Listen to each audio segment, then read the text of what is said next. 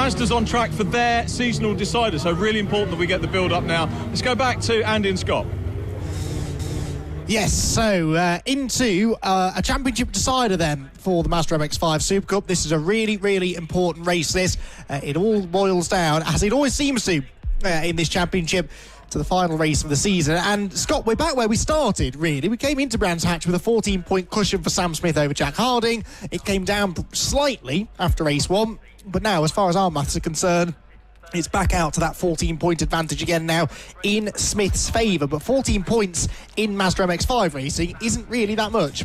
No, that's a matter of, 7 positions. So essentially, in many cases, if I think if we're working out, if Jack wins this race, he would need, in order to try to snatch the title, he'd need Sam to be about, 8th or 9th in order to make that happen. So ultimately, it really is down to essentially things working out more in Jack's fortune than it is Sam's. And he is going to start ahead of both Sam and also Richard Amos as well on the grid, because there has been a partially reversed grid for this race as well. So this should be quite an intrigue. Well, it looks like the top 8 has been reversed, because we've got Richard Amos starting back in 8th, and on pole position is going to be Patrick Fletcher, who's no stranger to winning races. I'm actually glad he's won a couple of races this year, because he's one of the independent runners. He's been taking it to some of the more bigger teams that run cars in the field, like Hills Motorsport and Luke Herbert and BC Cars and Paddock Motorsport and Rob Boston Racing, all those teams that run different cars.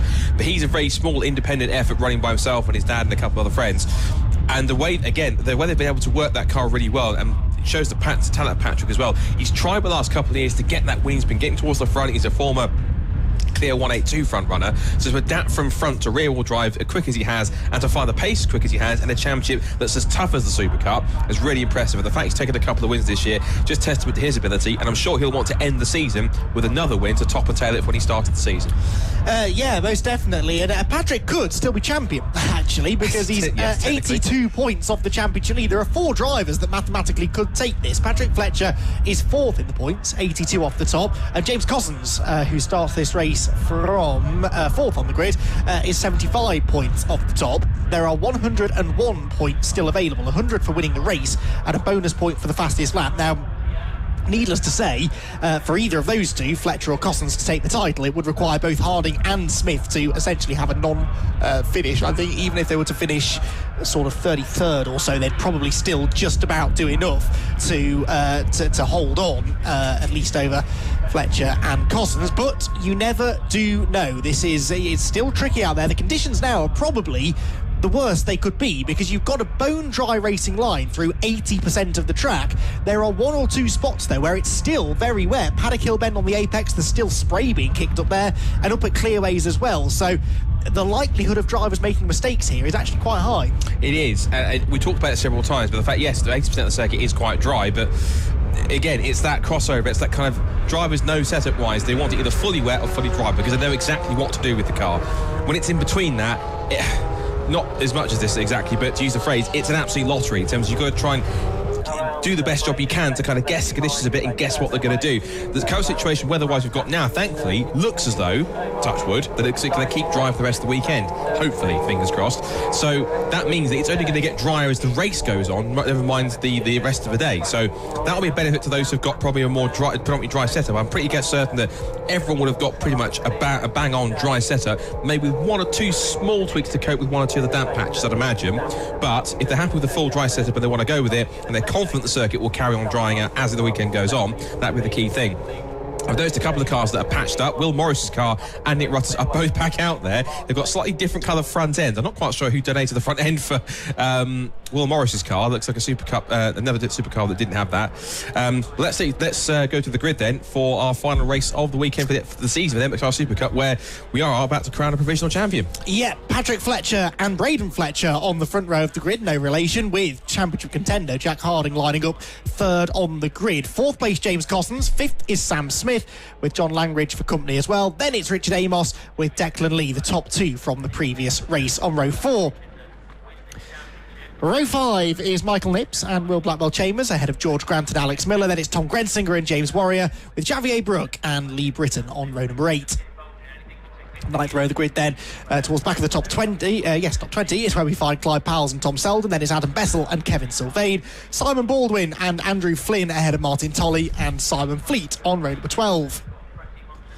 Then you've got Scott Wright and Matt Pickford, Clive Chisnall and Stephen New ahead of Martin Heath, Liz Walton, Nick Rutter, Will Morris and hopefully Chris Richardson. Although actually I think I saw that car being taken away on a flatbed truck, not on a flatbed truck, on the back of a road car that was being towed out of the circuit earlier on, so it looks like his day is done. Right, if Jack Harding wins this race, then I reckon 8th place is where Sam Smith needs to be to retain the title. They'd be tied on points in that case, but the tie-break would go the way of Sam. He's had several more race wins than Jack Harding, so a top 7 guarantees the title here for Sam Smith. Anything below that, though, and his fate lies entirely in the hands of his season-long sparring partner, Jack Harding, who starts the number 43 car from 3rd on the grid. Sam Smith directly behind him, starting 5th. The revs starting to rise. The lights go out. The final time this year we're away and racing in the Mazda MX-5 Super Cup. Very evenly matched start from both front row men. They're squirming around on the wet stuff, but Patrick and Braden Fletcher door to door into Paddock Hill Bend for the first time. Alex Miller there locking up a bit further back. Michael Nibbs is sideways into the side of Will Blackwell Chambers. There's more contact. Around goes Adam Bessel in front of the pack. Oh, and 2 or 3 other cars towards the tail end of the field getting together as well. Liz Walton, that was with Martin Heath, maybe. That's Bruce Robertson, I think. Right, okay, who have come together. Liz Walton pointing the wrong way. Robinson getting going once more. There is Liz Walton pointing the wrong way down the hill. Patrick Fletcher leads the race, though, from Braden Fletcher 2nd and Jack Harding 3rd, halfway round lap 1. Yeah, that was always going to be tricky with the damp part on the outside of the circuit, but I noticed off the line that Jack Harding got a little bit almost boxed in between the 2 Fletchers at the front. Meanwhile, Sam Smith is up to 5th. He's past Richard Amos and Declan, who was ahead of them still, obviously started ahead of them. There's what Blackwell Chambers just behind Michael Nibbs. Also in there too is John Langridge as they work their way through onto the pit straight. We now want to whiz practically on the pit straight, a bone dry circuit. It is the 2 Fletchers, non-related, Patrick from Brandon, but Jack Harding, all he can really do now is race as hard as possible and dive up the inside like that into Paddock Hill Bend. So got to be careful on the inside where it's still a little bit damp. Just through there in that damp patch, he just about holds on for the time being and carries on. And wide there, the back for James Cousins. He's now under threat from Sam Smith as they come through. All Jack can do now is just race as hard as possible, and him now is just hope that results go his way, because all he can do is get to the lead and try and pull away while Sam gets held up. And we'll have to wait and see what his fate lies. But up into 2nd place does go Jack Harding. He's their race essentially. Like we depends on 3 cars off. One is Lee Britton, one is James Warrior, one is also George Grant. So 3 cars off the road, and unfortunately that's almost certainly going to have to be a safety car. Yep, and it's only a 15-minute race this as well, so this will, again, like we had earlier on today, eat into the running time rather. Not quite sure what's happened with these 3. Maybe that damp patch at the top of the hill played a part in that. That won't be good news for any of the drivers, really. James Warrior slamming the door. He was involved, wasn't he, in a shunt at Donington last time out as well. So the Hills Motorsport team had a lot of damage to repair there. Thankfully, this time the car doesn't seem to have been bent too much, but yes, that is unfortunate. The RunYourFleet.com safety car is heading back out onto the circuit then. Patrick Fletcher leads the way. Jack Harding sitting in 2nd place. Then it's Braden Fletcher 3rd. James Cosland's 4th. Sam Smith is in 5th. So at the moment, this is still enough for Sam Smith to wrap up the championship. His teammate Richard Amos is situated perfectly as well to play rear gunner here, because he's in 6th place next behind him, ahead of Declan Lee and John Langridge. Michael Nibbs is 9th, and Will Blackwell Chambers rounds out the top 10. But with 3 cars in dangerous positions at Paddock Hill Bend, not only does this definitely necessitate the safety car, but Scott, I fear it might take a little bit of time to recover. Yeah, and if that plays to anyone's advantage in the championship hunt, it's advantage very firmly Sam Smith, because effectively he's circulating in 5th position, and of course that is perfectly what he needs to be able to take the title. Yes, he will lose 8 points plus maybe an extra point if Jack happens to get the fastest lap of the race, if Sam doesn't make any more progress from where he is at the moment. But ultimately, this safety car works definitely more in favour of Sam Smith than it does Jack Harding, because Harding needs as much time and as many laps as possible to get to the front and try and pull away, whilst behind them it's not quite there. Actually, sorry, it's a 6 point. Yes, no, so it will be a 6. If he gets into the lead, it'll be a 6 point difference compared to how much he's scoring. But that's obviously not enough to reduce the deficit, but it won't be enough certainly to deny Sam Smith a 2nd title. I don't want to get too presumptuous, but given the fact that his pace in the recent Ginetta GT5 Challenge race was, I'd like to think, in a nice way, that this year might be his last year of SuperCup, because if he's aiming to go into that, I'm certain that he wants to move up in Ginetta as a double champion, because I'm sure that if it does anything, I'm sure any potential sponsorship proposal will certainly have a tiny bit more of an impact, saying he's a double consecutive champion rather than just a single, which I'm sure won't be exactly his mind just yet. His mind will certainly be just to get the job done and get the title in the bag provisionally. But yeah, it should be, at the moment, it's working out much more in Sam's favour than it certainly is for Jack's at this point in time, because ultimately Jack needs to get into the lead and pull away and hope that Sam hits trouble. Yeah, much the same really for Jack, though. We know that he's looking at maybe moving on to other things next year, and he's never won this championship. He's finished second a number of times. He's always been in contention, really, ever since his very first season back in 2015. And Jack Harding is so desperate to try and win this championship. It is looking a little less likely to happen now, it must be said, but he is at least taking the fight right down to the wire, as he always does. And Jack Harding, if he could win this race, would at least put some pressure on Sam Smith, as if he wasn't already under enough to deliver a good result. So it looked like Lee Britton's car was out of the way. They were in the process of getting the second of those cars removed as well. That was the James Warrior car. George Grant's car, though, still remains buried deeply within the gravel trap, and that's going to take a little bit longer to clear. There's Lee Britton's car. So Lee's got damage to the rear of the car, the right rear, although I suspect that was probably as a result of the spin and subsequent contact with somebody. That damp patch going through paddock, we mentioned that could catch people out. It looks like it did there. Of course, it was a damp patch through paddock that derailed Luke Herbert's championship campaign in this series last year, albeit at the bottom of the hill. James Warrior's car gets going again, dumps a nice load of gravel all over the circuit, and there you can see it pouring out of the the bottom of the Hills Motorsport car. And he's doing his best to stay offline, but there's only so much you can do. And now through Druids, he is dumping it right on the racing line. So that's just an added little obstacle for the drivers to negotiate on the restart. Yeah, and if it wasn't slippery enough around that sort of the circuit, he's going to add some marbles in there in the form of some gravel on top of the slightly damp circuit. So he's basically saying inadvertently, well, there's an extra challenge for you boys. Try and work that one out. I'd say big credit to the rescue crews that have been able to. We thought it was going to take quite a lengthy amount of time, but credit to them. They managed to get Tom Selden's car out and Lee Britton's car out of the way, get James Warrior back on circuit, and now they're immediately straight on to latching onto George Grant's car. So fair play. Not that we ever doubt them at all, but fantastic job from the recovery crews to get the cars picked up as quickly. I think we've only had 2 laps on the safety car, but only be about 3. So we haven't lost, I don't think, even though it's only a 15-minute race, not as much time as we thought we were going to. I know, absolutely. I think one more lap behind the safety car should do it, to be honest. So the RunYourFleet.com Jaguar safety car, we thank them again, RunYourFleet.com, for their support of the BRSCC this year, and they've been very welcome on the side of the a beautifully prepared Jaguar safety car. There is George Grant's equally beautifully prepared Clapham North car. Thanks once again to George for his hospitality this weekend. And his father, of course, has got a very important role to play in this year's Formula Ford Festival, hasn't he? Because he's going to be out there waving the checkered flag for our grand final. Yep, Clapham North, the sponsor of the grand final. As George has very smartly, I think for his advantage, stayed in the car. Thought, right, I'll get back out there and score some points as well. He's been a little more considerate. Right, I'll dump my gravel onto the inside of the circuit.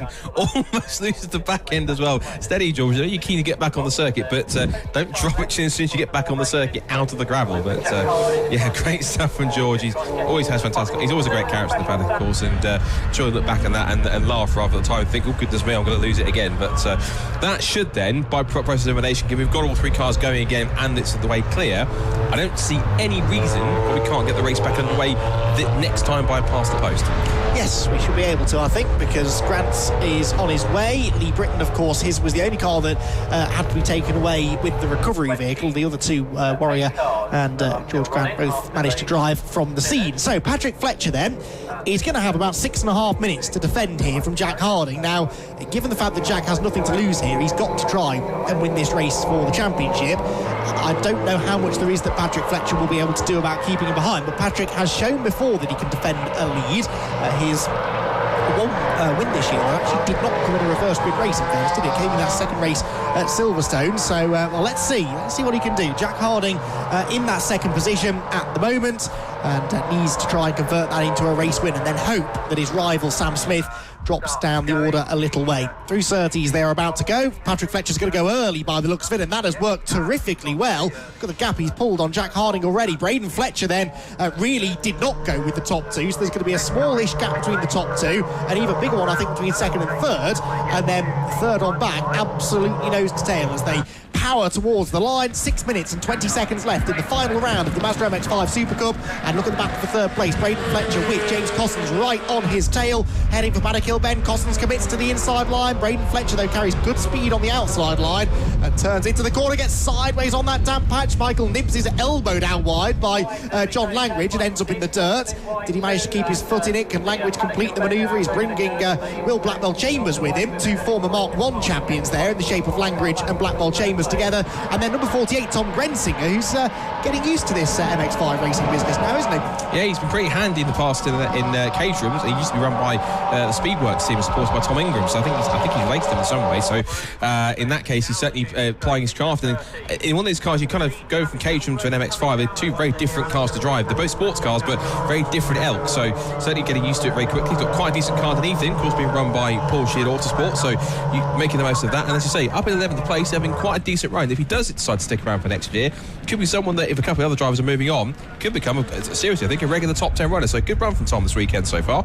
I'd go along with that. There goes Sam Smith, though, car number 1, just ahead of his teammate Richard Amos, who is still on course for a club class victory as things stand. Then Richard Amos comfortably clear of his next club rival, which is going to be Flynn, I think, isn't it? Number 777, Andrew Flynn, all the way down in 14th place. Up through Druids they go, back down the other side towards Graham Hill Bend. Hard onto the brakes then. Braden Fletcher settling into 3rd place a bit more now as well. Side by side behind Michael Nibbs and Tom Grensinger. We were just watching them play a lap ago, and they're still side by side. Grensinger right round the outside of Graham Hill Bend, eases over to the left-hand side of the road just to crowd Michael Nibbs a bit down the back straight. Let's wait and see whether or not he made that one stick. I think he probably... they're still side by side, actually. I can see out of the window as Braden Fletcher is sideways. Cossins has gone through. Typically, just as we could away from that, it's when it all kicks off. He's going to lose a place to Sam Smith. He may even lose one to Richard Amos. More points going the way of Sam Smith. I was going to say as well, as Jack Harding attacks to the lead, there's a scrap for 3rd place going on, and on my calculation before that happened, I had Patrick Fletcher ahead of James Cousins by 1 point. I think he's getting another place. That'll put him 3 points ahead now, I think, on that one, as Richard Amos goes for the move on Braden Fletcher, who I think we have to remind Richard, I'd say you're not yet in pro class, so you're battling for club class, but he has the pace to do so. Meanwhile, that's not going to help Patrick's 3rd place chances either, because Jack Harding has got into the lead here, so only just under 4 minutes of the season left to go, and Jack Harding is doing the best place that he can be, but ultimately, right now, if he's in the lead, it's not down to him what happens to the championship, it's down to what happens to Sam. He's currently in 4th at the moment. That's not enough for Jack, and Sam, at the moment, provisionally, if it stays as it is, will be a double defending SuperCup champion. Yeah, Harding would miss out on the championship by 8 points as it stands. He needs Sam Smith to lose more ground, and there's very little that he can do about that. 3.5 minutes to go then. New race leader, Jack Harding, who is at least looking for his 2nd victory of the weekend. Something he's not actually managed to do so far this year is win more than one race in any given weekend. Patrick Fletcher 2nd, James Cossins 3rd, and there the champion-elect, Sam Smith, in 4th position. Just needs to keep it on the road. He's got his teammate behind to defend for him. He's got James Cossins ahead of him, who is unlikely to do anything too silly here. Cossins, by the way, I've got 5 points clear of Patrick Fletcher now, because he gained a place pretty much the same time that Fletcher lost one. So that was essentially a 4-point swing in the favour of Cossins at that point. So Cossins, again, a bit like Sam Smith, doesn't really need to force the issue now. He doesn't, but I'm sure, again, being racers, of course, they'll find something back in their brain that says, I'll have a little bit of a battle here and see what happens. We'll just see if we can get away with it. And sometimes when you listen to that part of your brain, it never ends well. But there is the man, Sam Smith, who, should he choose to come back next year, will have the number 1 on the door again. So essentially, doesn't need to change the car for next year, provisionally at least. We're going to get to check a flag first. But essentially, if he does come back, all he needs to do is just get a bit of a clean up and bring it back for next year, if he does come back next year. So up across the line, we've now got just under 2.5 minutes to go, and Sam Smith currently, as we say, just under 2.5 minutes away from essentially becoming champion-elect and taking the title. But while Jack is doing everything he can, all he can do is James Cousins sweeps out from just behind Patrick Fletcher, and whether James knows it or not, essentially, even if he passes, that will just add essentially another couple of points in his favour and extend the gap even further. Although, if Sam can get past him, that will certainly help out Patrick's cause a little bit more, even if it might be a little bit too late.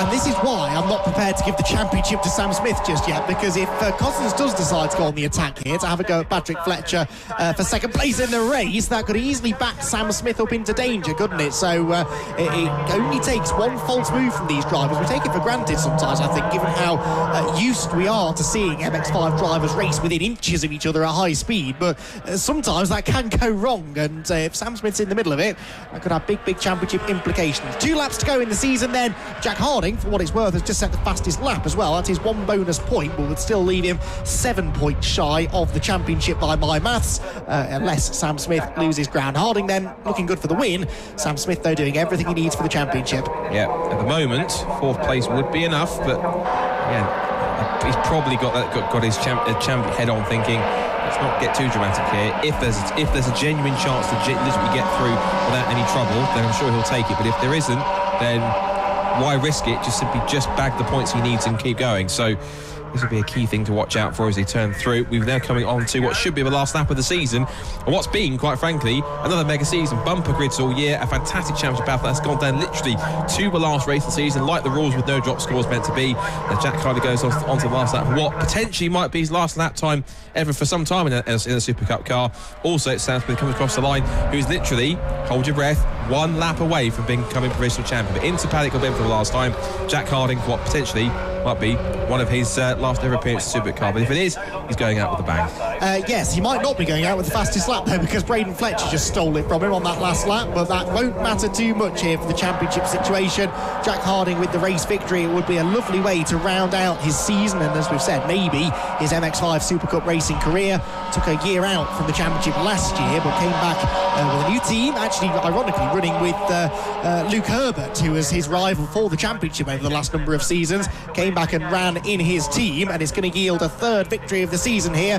But behind him, car number 1 Sam Smith is now one turn away from the championship. The 2021 Mazda MX-5 SuperCup season will draw to a close with a race victory for Jack Harding. He sees the checkered flag, or will do very shortly. Jack Harding there wins the race, but in 4th place the championship for the 2nd year in a row goes to Sam Smith.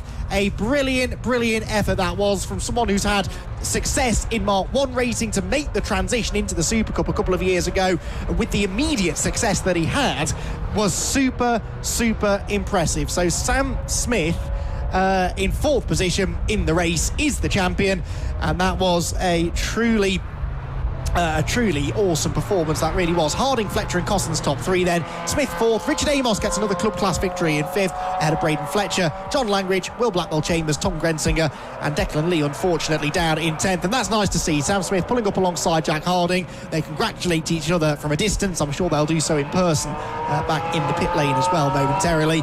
Sam Smith, he may not have finished his season on the podium, but he's the champion and that's all he'll care about. Yeah, excellent stuff, and he has been...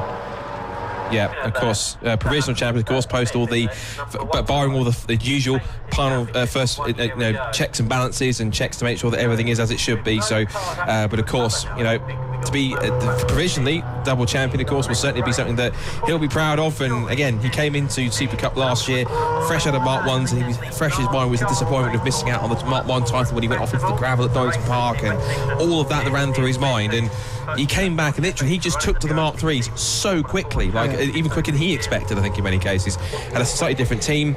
It was working for Michael Coleman before. You switched to Brighton's BC Cars, and for Brian Chandler, that's now provisionally two titles in a row, and incredible stuff. So yeah, excellent stuff. And of course Sam's car is just there, just parking up, so just behind. Excellent stuff. So amazing stuff. And if that is the last time we see him, what a way to end his SuperCup career with a victory. Brilliant stuff from Jack. Yeah, Jack Harding then takes the race victory, and we reckon misses out on the championship by just 8 points at the end of a super competitive year of racing. 2nd place Patrick Fletcher, 3rd James Cossins, but the champion provisionally is Sam Smith in 4th place. Richard, over to you. Yeah, thanks very much indeed, Andy. We've got our top 3 just coming down to join us, and Patrick Fletcher still in the car. Tell you what we might do, if we can grab the cable, we might go and get Sam Smith in, Patrick Fletcher, race winner, in the car, so that we can get as many interviews in before we go Formula Ford racing once again. Congratulations on the race win. I was P2. Congratulations. You're not? I was P2, yeah. Oh, you pipped on the line.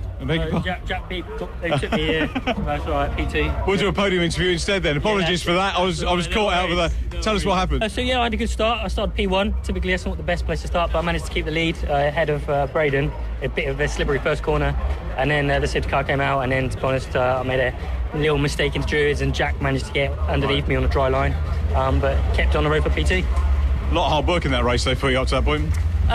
Yeah, the few laps we had were quite intense, but it felt like half a race to be honest because of the safety car and by the time we got going. But no, it was good. Okay, thanks for chatting to us. Apologies for the mix-up. Right, and well done. We'll see you on the proper podium. Let's have a quick word with Jack Harding. Where is Jack? Here he is. Congratulations, Jack. Cheers. Cracking win. Yeah, it was good to end the season on a high. Sad we missed out on the championship, but I knew we were a tall order coming into this weekend. We were 14 points down, so Sam needed to finish 8 positions behind me then for me to take the title, and I did all I could do by putting it in P1, and yeah, Sam's drove great this year. We've had some great battles, and sad to miss out again. But at the end of the day, MX5 SuperCup, it does brilliant racing. I've enjoyed every second of it. I've ended the year on a win, and it's time to move on to something else for me now. So, that's intriguing and interesting. Just sticking with Mazdas for a moment, though, it's full credit to any of you guys that are at the sharp end of it, because it's 3 races per meeting and huge fields. Yeah, exactly, and especially coming into this weekend as well, we couldn't drop any scores, so it's it's obviously you can see there's been quite a few safety cars, and it's difficult to be consistent. Sam's just strung a few more wins and things together this year, and I don't know what the points are now. He's only beat me by about 6, maybe 8 points, so it's come right down to the wire. But we did everything we could. We've had a lot of bad luck this year, but we've turned it good in the end. So massive thanks to Luke Herbert Racing. I couldn't have done anything without these boys and girls that are on the team, and all my sponsors that have helped me on the grid this year. Well, I hope you've enjoyed it. Certainly we've enjoyed watching you put the win together today. Thank you very much. Cheers. Right, thank you. Let's have a quick word. James Cossins in 3rd position. Congratulations. Does that secure 3rd in the championship? You were gunning for 3rd in the championship. I'm not sure on the maths, because we're just trying to do the sums going backwards now. Have you done the sums? Yeah. Quite a lot. That should be 3rd now. Because it was obviously between me and Patch. If he stayed where he stayed from the grid, and I stayed where I stayed, I think it would have been towards Patch's way. But I love these conditions where it's half wet, half dry. Just able to cut through it, really. Just love it here. And he's done really well all season, really. We've had a couple of incidents, both have had good and bad days, but really good race, really enjoyed it. Jack did really well as well, but nothing else to really say apart from bring on next year. Same again next year? Yeah, but 2 better. Well, higher up, yeah. 2 better. James, good to meet you. Thanks very much indeed. Well done for that. And we're looking now for Sam Smith, so let's see if we can get Sam Smith anywhere. Grab a word with Sam, our new champion. Well done, Avon Tyres hat. And George Grant, congratulations. Thank you, George, for congratulating Sam Smith. Congratulations on the championship, fella. Great season, well done. Yeah, thank you. It's been a really good year. This has been my worst round of the season. I think a lot of it's pressure. We had some mechanical issues on the first race, and the safety car saved us because that was a DNF, 1 lap away from a DNF. So that added pressure, and the conditions, some damage in the second race. So that race we worked out where we needed to finish. If Jack won the race, we needed to finish 7th. So pretty comfortable position to be in, and I had my teammate Richard, who's had an amazing season, behind me, so I was pretty covered from all angles, really, providing it finished the race. It's such a lot, isn't it, to win a championship? It's the prep, it's getting the results throughout the season, consistency, speed, doing the best you can when things don't go your own way as well. Yeah, exactly. So we've had ups and downs. We've had some poor rounds this season. But yeah, there's a lot of prep that goes in. Like the whole team at Sam Smith Motor Retail have been great. BC Cars, they've been amazing as well as Brian Chandler, who's been running the car. Dan Payne, who preps the cars. John, who paints the cars because they need a lot of paint, trust me. Diamond Alloys, who do all our real refurbs at work and for the race cars as well. So yeah, there's a lot of work that goes in, and it can take the enjoyment out of it because it becomes like a job. So this might be the last championship I do, but it was worth it. Hopefully it'll be worth it later. I hope we see you racing something again. Thanks for chatting to us. We're pushed for time, but many congratulations. Great to have covered that for you, and enjoy it now. Yeah, brilliant. Well done. Congratulations, Sam Smith. Cheers, thank you. So there we go, Sam Smith, Clapham North Mazda champion, and the celebrations will continue down here in pit lane for that.